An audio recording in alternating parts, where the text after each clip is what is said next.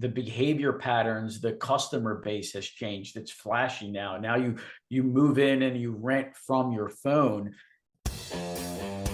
Hello and welcome to Pillars of Wealth Creation, where we talk about creating financial success with a special focus on business and real estate. I'm your host, Todd Dexheimer. Now, let's get to it. Hello and welcome back to Pillars of Wealth Creation. I'm your host, Todd Dexheimer. With me, excited to have Sergio Altomare. Sergio, how are you doing today? I'm doing great, man. Todd, thanks for having me. Yeah, absolutely. Excited to dive in. Sergio is the CEO, co-founder of Hearthfire Holdings. And you know what? I'm just going to let you kind of give your background story. So why don't you tell a little bit about, what you're doing today, and then we'll kind of dive into your background a bit. Sure. So today we are a growing self-storage operator. We own and operate 14 properties, about 50 million in assets under management, and building to scale it. We've pivoted from multifamily and been in self-storage now for about 4 years. Cool. So let's dive into that background then. So you were in multifamily, dive into a little bit of your journey. Yeah, so my background is actually working for the Federal Reserve in IT. My degree back there from Drexel is in computing and security technology. I worked for the Federal Reserve for 22 years. I spanned all facets of self-storage with a concentration in everything from project management, information security, and enterprise architecture. My journey really goes from being a big thinker and love to processes and systems and dissecting systems and then kind of piecing things together. I met my now wife in 2012, and prior to us joining our real estate and passive and wealth journey together, I had a false start in real estate in 2004, where I bought a duplex, wasn't zoned properly, and I ran into all kinds of headaches with that. Learned some lessons in there and kind of gave up on the real estate. There wasn't the resources that we have right now, to learn and get the education. It wasn't as in tune with all the books and everything, or bigger pockets, which kind of was really instrumental in my growth. So fast forward, meeting my wife, who also she's a transplant from Los Angeles. She was a professional music singer, and she transferred to Philadelphia on a contract, got a job working at the Fed, ended up being a project manager there. So that's how we met. Through her family, got introduced to real estate as a way to build wealth and really get some tax advantages and whatnot from the day income. So fast forward, we started buying some properties together. She bought the first triplex. Being that my background is in tech and systems, we started managing the properties ourselves. We got into syndication, got introduced to the concept not long after that. As we had access to more properties, I did all my own underwriting at that time. Corinn was all hands on deck with the operations, tenant management, leasing, and all that, and all the marketing and so on and so forth. So we started syndicating in about 2013, and we started building, our real estate portfolio, started bringing investors, started with friends and family. And then we quickly, scaled that to about 50 properties or 50 doors, and while still maintaining full-time day jobs. Fast forward 2016, it got to be too big to maintain the day jobs. Corinn quit the day job and just ran the business. I quit in 2017, which happened to also be the year that my daughter was born. So 2017 is really when we started focusing on building a company. 2018 is when we thought that there was going to be a market shift. I wasn't finding any big apartment buildings. That's what we wanted to focus on, where the underwriting made sense. So we looked at other asset classes. Knowing what I know about economic and market cycles, I expected a market downturn in 2018. All indications said that one should have happened if there wasn't, interference from the Fed. Anyway, we looked at other asset classes. We landed on self-storage. We communicated out to our investors that, we were going to pivot and start focusing on self-storage, got our investors on board, made that transition. And then we started transitioning from it just being the two of us and then building out a company. And here we are right now in 2023. We're got a rock star team right now, and just really emphasis on building to scale. And we're going to see where the rest of the journey takes us, but it's all about wealth and sharing in that journey. Love it, man. Lots to unpack here. So I've got a lot of questions that popped up during that story. So I love the journey. Really appreciate it. So man, where to start? Duplex. That first duplex you did, I think, what did you say? 2004 was it? Yep. You mentioned, of course, that there was some issues, as you can't go unscathed there. So you got to tell us a little bit. What'd you learn? What happened? What kind of issues did you have? And some of the growth.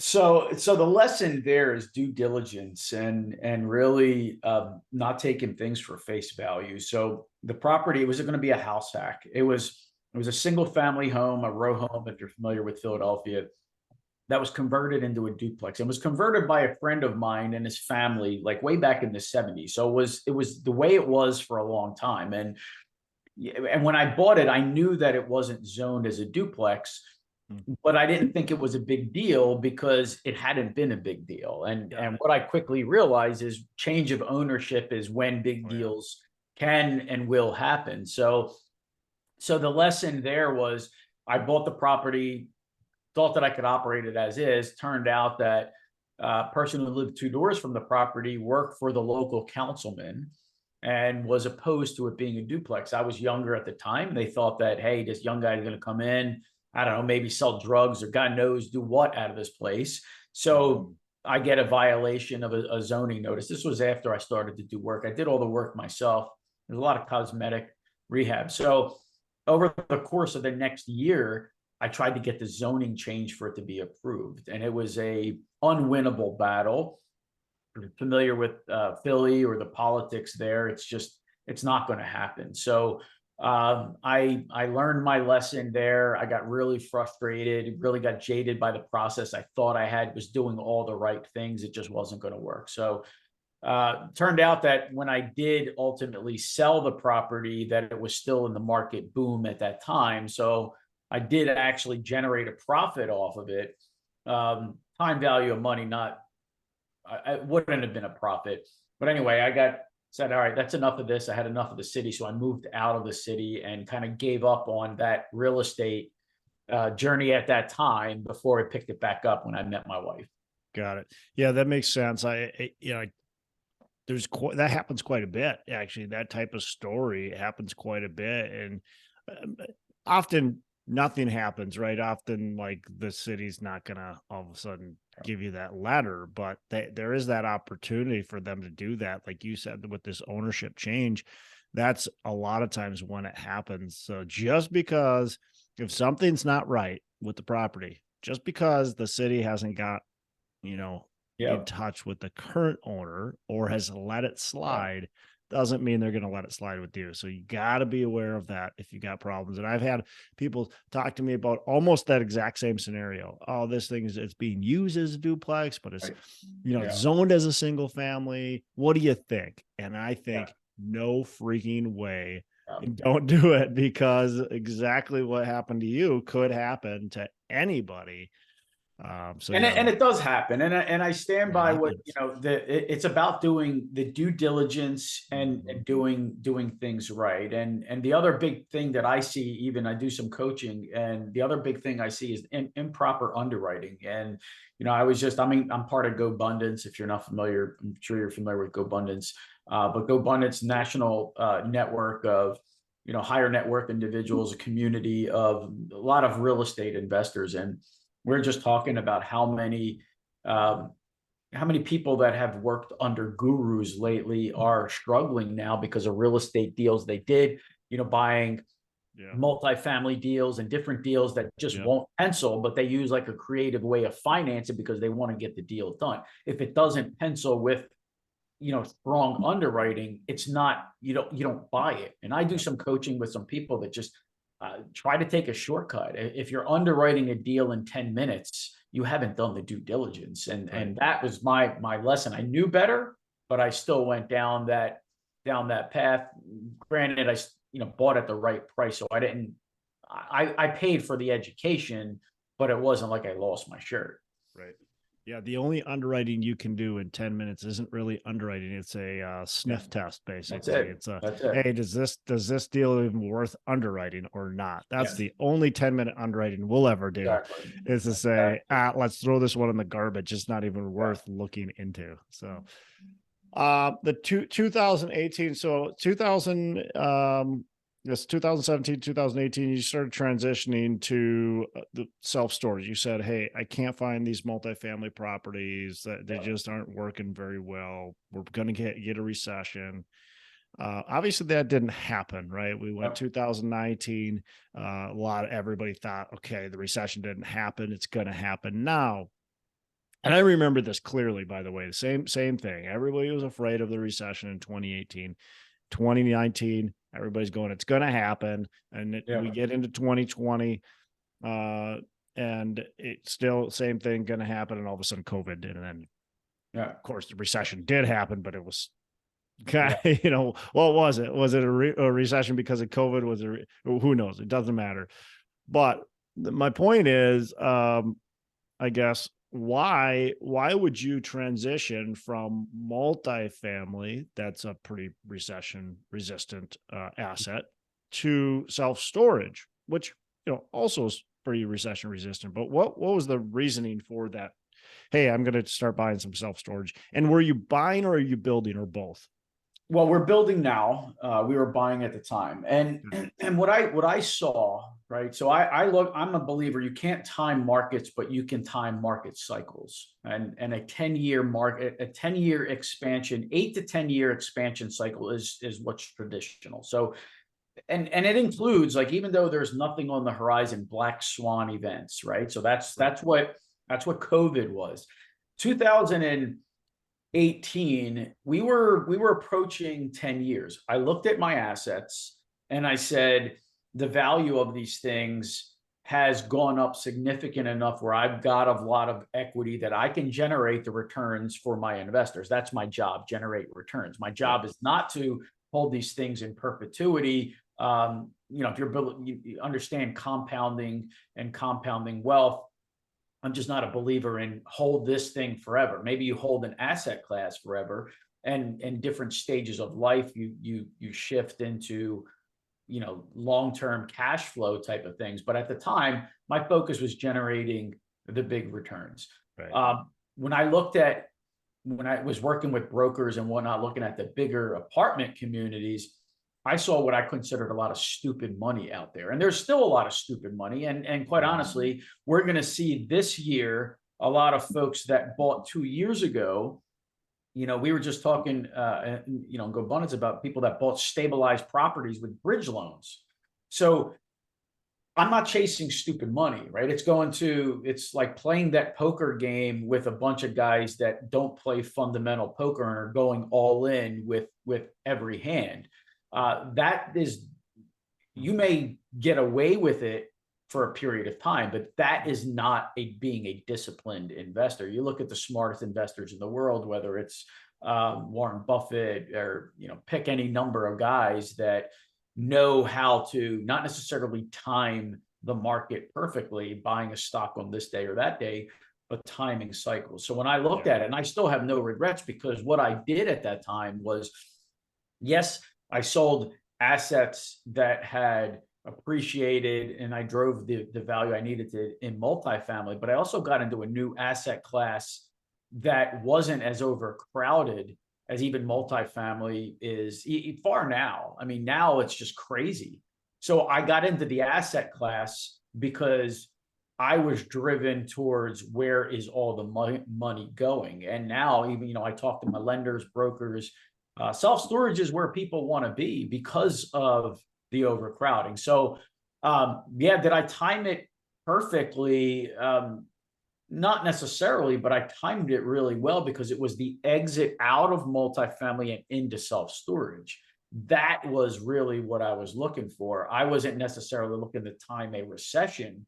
I was looking to time a next leg up into an overall asset class. And I still stand by, there's a lot of multifamily deals that got bought, 3, 4 years ago, that right now is when the chickens are coming home to roost because they poorly timed the acquisitions. They didn't pencil then, and they don't pencil now.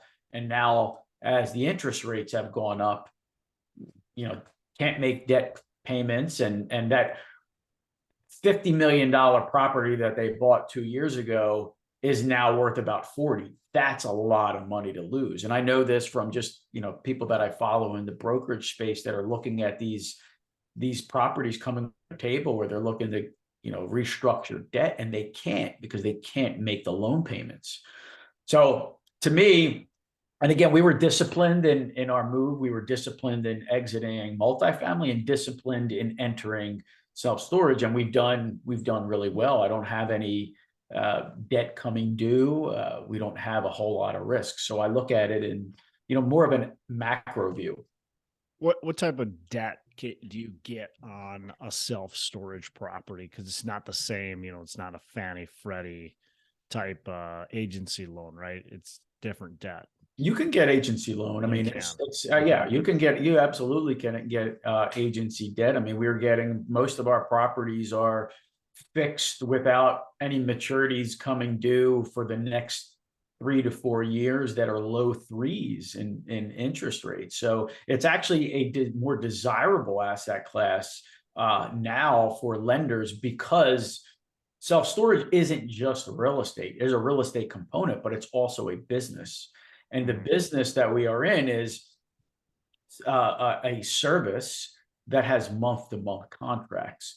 We have a revenue management play. So it's a hybrid real estate kind of hotel, business model where we can throttle revenue based on demand, based on seasonality, no long-term contracts. So that was what was attractive to me, not to mention I'm not dealing with housing. We're not subject to eviction moratoriums and rent control.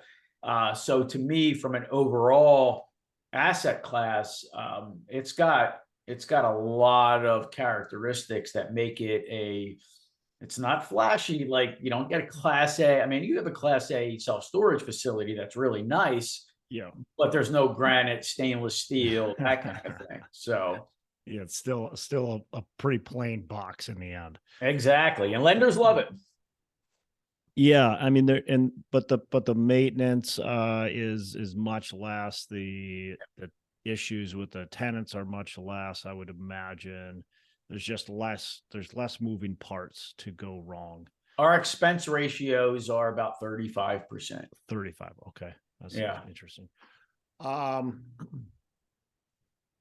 Is there a shelf life on self-storage? As you look at self-storage, look at it today and kind of moving into the future. So one of the things that it makes sense to me, but I haven't really done the research, is there's a lot of baby boomers that have a lot of crap. And they put their crap in self-storage. And as those baby boomers, die, that crap is going to get, sold or thrown away or whatever. And the younger generation doesn't just have that stuff. Is your tenant demographic the baby boomers, or is it a lot of both? So behavior. So the one thing to think about is the utilization of self-storage goes up every year. Right now, we're about 11% of the population is utilizing self-storage as a service. 15 years ago was about 8 or 9%. So the utilization continues to climb. And the reason why it continues to climb is it's not just the baby boomers storing all their junk in there. You're also having younger generation that's moving into a smaller, flashier apartment. They got no place to keep their toys. Maybe it's their kayak. Maybe it's their, seasonal stuff, clothes, whatever. So now it's being utilized as a service. COVID was fantastic for us because now you had people that needed to create an office in their house. Well, how do you do that? You got to move a bedroom into storage. So the utilization has changed. The behavior patterns, the customer base has changed. It's flashy now. Now you move in and you rent from your phone. You can go through our gate using Bluetooth technology. It opens it up.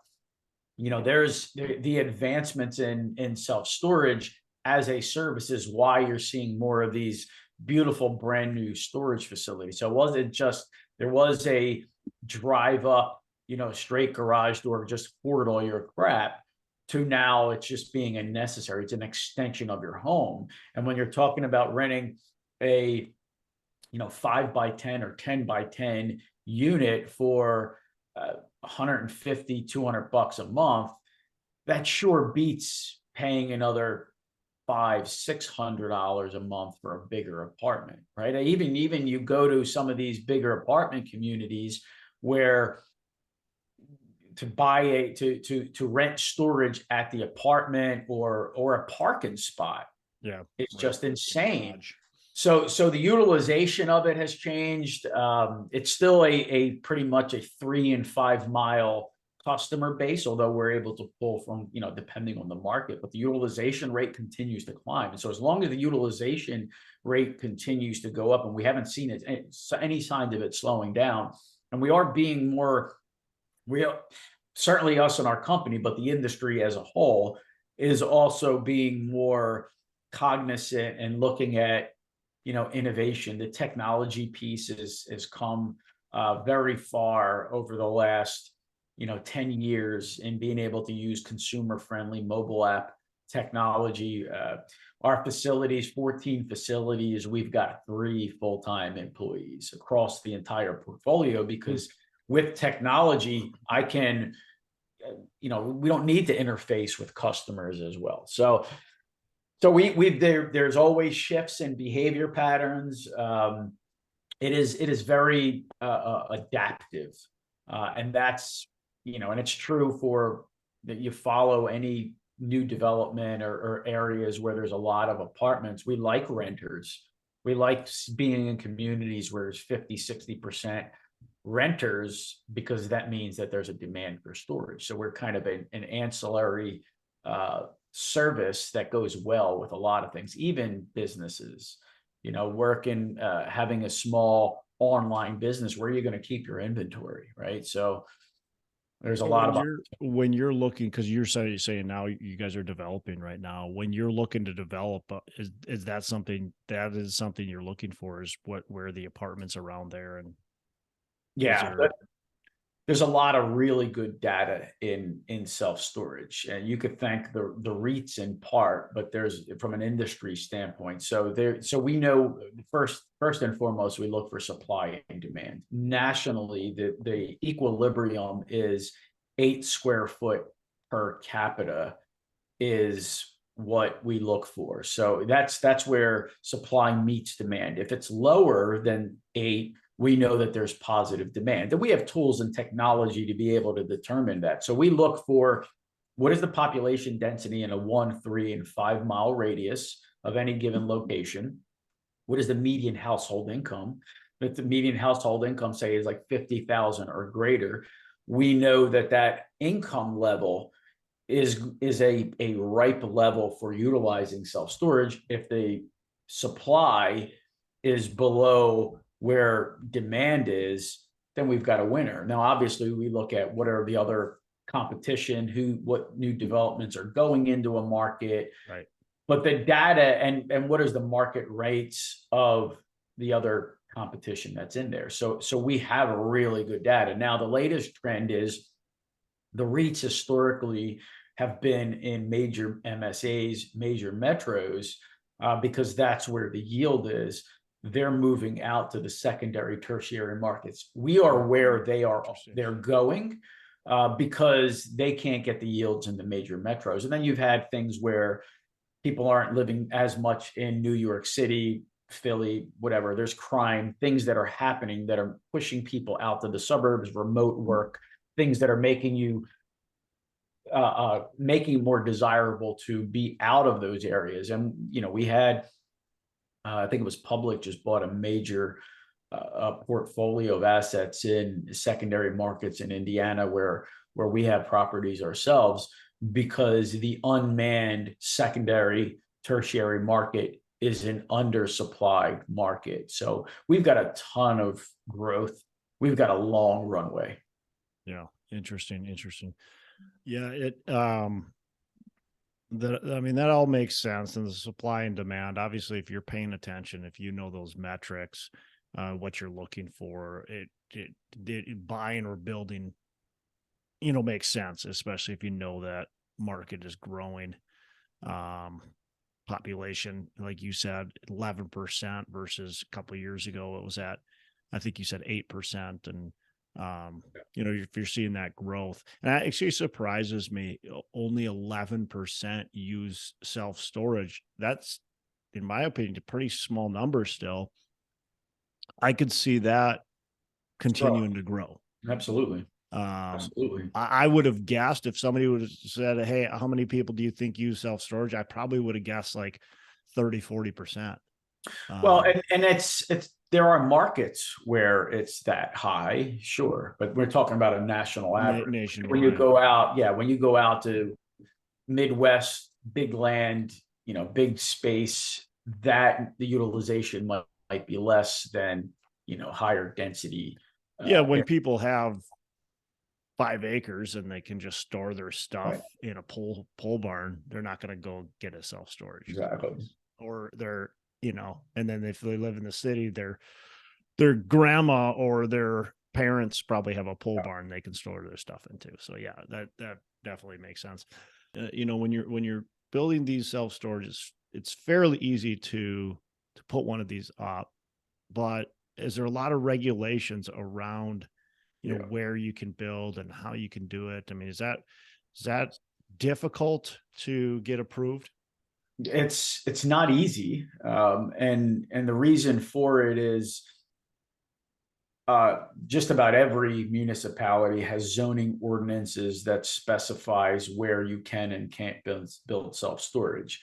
And from a local revenue standpoint, it's far more desirable from a tax standpoint to have a brand new retail multifamily property than a self-storage property. So just because you can charge higher in property tax, that kind of amount of land that it takes up. Exactly. That makes sense. But in terms of construction cost, we can build for all in soft hard cost $125 a square foot. Now we drive that lower through some value engineering, but your cost to build compared to other asset classes is much lower. It's a lot of concrete. If it's a multi-story building, maybe some structural steel, sheet metal, heating and air conditioning, insulation. So it's not overly complicated there. Are you building the heated, the kind of the box where, people, or are you building, is it like garages, or is it the box that has multiple stories? So both. So there's the standard drive up is what it's called in the industry. That's when you're just pulling in front of your unit, rolling up the door and loading and unloading. That's not temperature or climate controlled. The multi-story buildings, that's where you're getting more of, and there's a misnomer about whether it's truly climate controlled versus temperature controlled. Temperature controlled in self-storage just means you're keeping the ambient temperature between, say, 55 and 85 degrees. So it's not overly hot or overly cold. It doesn't mean you're making it comfortable for somebody to live there, because obviously people aren't living there. Yeah. When you talk about climate control, you're also got to introduce the element of humidity. So multi-story indoor buildings that you see, the beautiful ones, they're typically going to be more climate controlled units there, not the big, huge, you're not going to see as many 10 by 20, and bigger units there. You'll see more of that when the drive up facilities. And again, depending on the location. And if you're in a lower density secondary market, you may see more drive up than you will just outside of a major metro, because you're going to have to build up and not wide. Right. Right. So Interesting. So, and you'll do both is. yeah. I mean, whatever we're doing more just from in terms of yield, there's more yield in a lot of cases, we're actually doing both on the same property. So we have some drive up and there's the ability to expand, but to get to the expansion, we got to go up, not wide. So, take, for example, we have an open project right now that we're raising for that is got existing drive up storage that we are expanding and adding a multi-story climate control.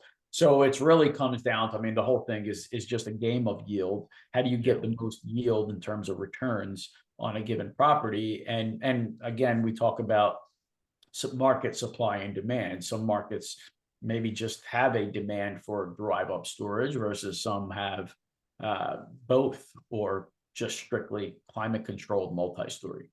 Love it. Why buy? Or I build, I mean, versus buy. You started out buying, now you're mostly building, it sounds like. What was the reason for the transition?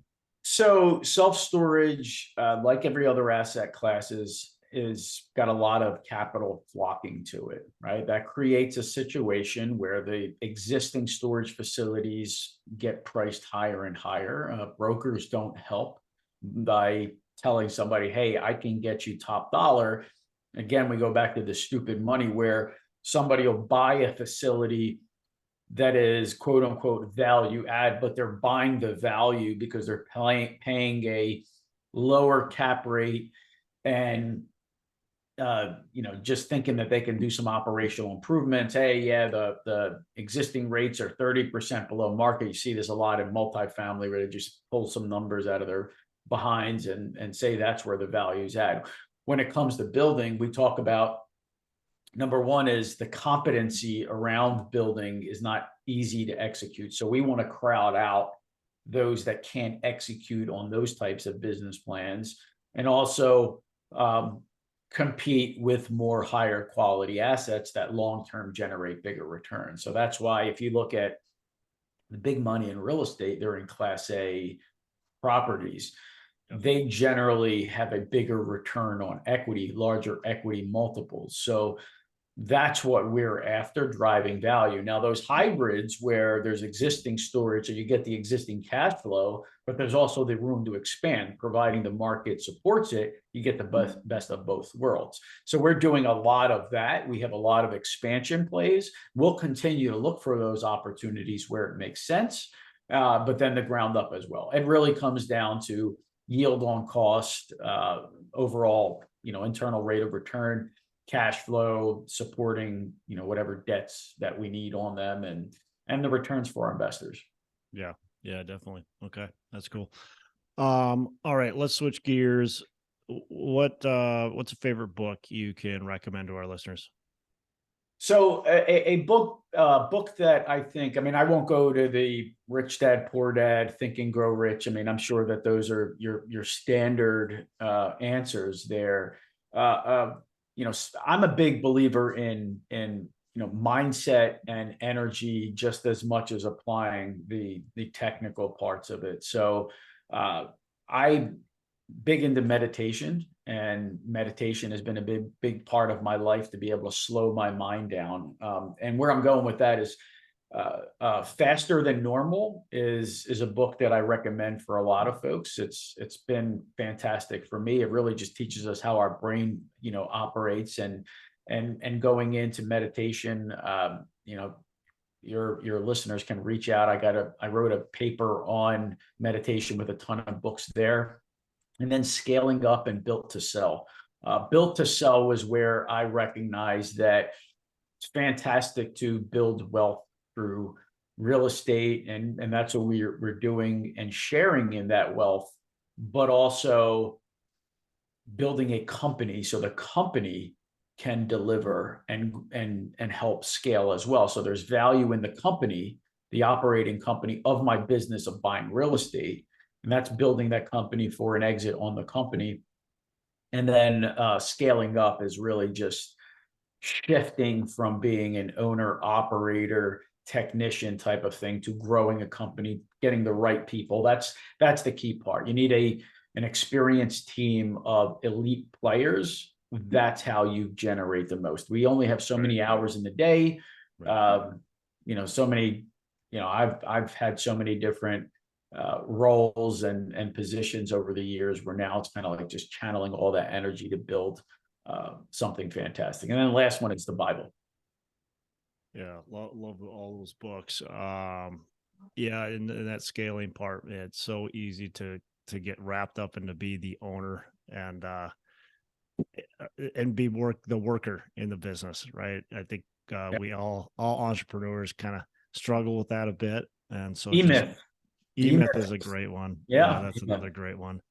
Scaling up E-Myth, those are all good to kind of get your mind away from being that the self-employed, the worker, the grinder. You hear it so often, like today, like you gotta grind. It's like you do, but you also got to be smart about what you're doing. You got to think about how you're building your business. So I tell people you follow your passion, and that's what you put your energy into. Your passion, and your passion can shift. I mean, I'm a technician. I love tech, but my passion is sharing and helping and doing that. And the way that I most effectively do that now is by building a team and company and business around sharing the journey of wealth. Like I hear, a doctor, for example, doing, maybe they love medicine and helping people, and they go from that. I love real estate, and now they want to change from being a doctor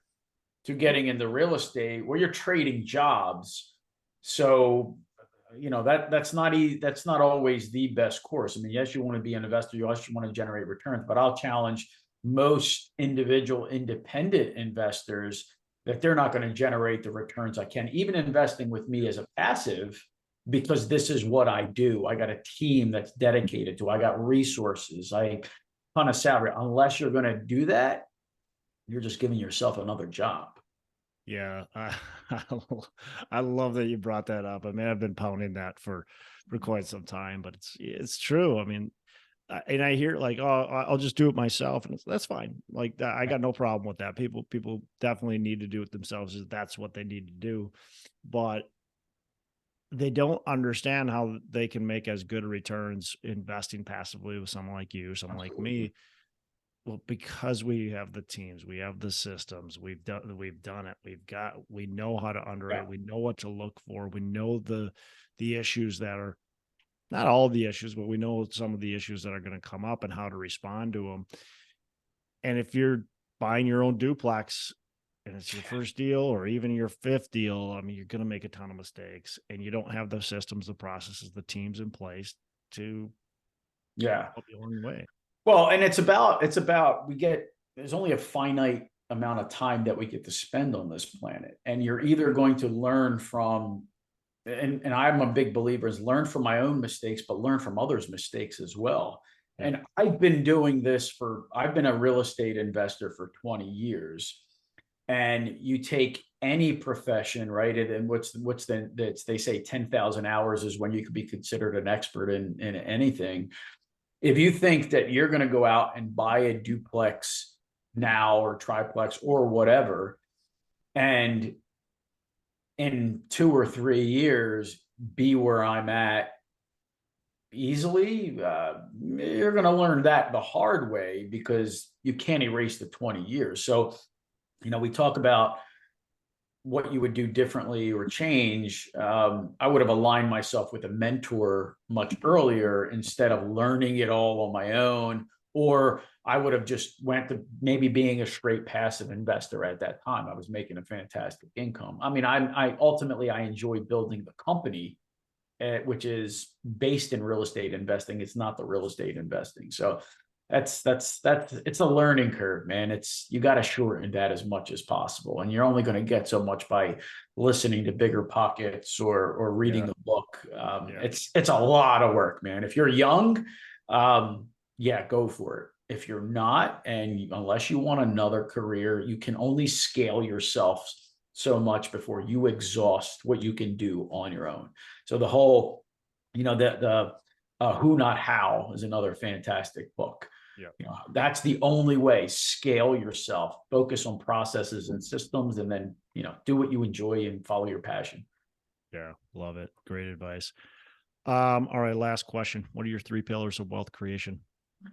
My 3 pillars of wealth creation. So right now is the way that we've built our own family wealth and legacy wealth, and continue to focus in on that. Was started with my day job and investing that day job income into what was a company, and I didn't know it at the time. It was real estate. So focusing on your cash flow, investing that cash flow into yourself, assets, or business, and you could argue whether the assets and business are the same. Disciplined, responsible use of leverage, right? And leverage can also be anything from whole life insurance to equity in your house, whatever. Responsible use of leverage, and then investing in things that scale. And to me, that's taking a business that is generating $1 million a year, maybe worth 3x, EBITDA. If that same business is generating $5 million a year, maybe it's trading at 5 or 10x. If it's generating $10 million a year, is at 10x. So understanding compounding and scale is huge. And that's, don't follow what the next guy in your space is doing. Follow what the elite is doing. If I want to learn how to be a great quarterback, I'm not looking at the guy at the next high school over. I'm looking at Tom Brady. What is he doing? What do I do to be there? For me, it's who are the legendary business leaders? Who are the legendary investors? What are their practices? What are they doing? That's who I want to emulate. And they all talk about the same thing. Yeah. That's a great point that you just last made there. I mean, a lot of good stuff that we could unpack, but that's that last part. Like if you want to become the best, you have to follow what the elite are doing, not the guy that you're seeing on social media that just bought, whatever, 100 units or whatever it is. And they maybe are a little bit above you and you're like, oh, I want to get there. So what is that guy doing? No. Forget that person. Forget them. Like that's not the elite, right? Yep. They're where you're at. Maybe a slight little bit over, but you got to follow the best of the best.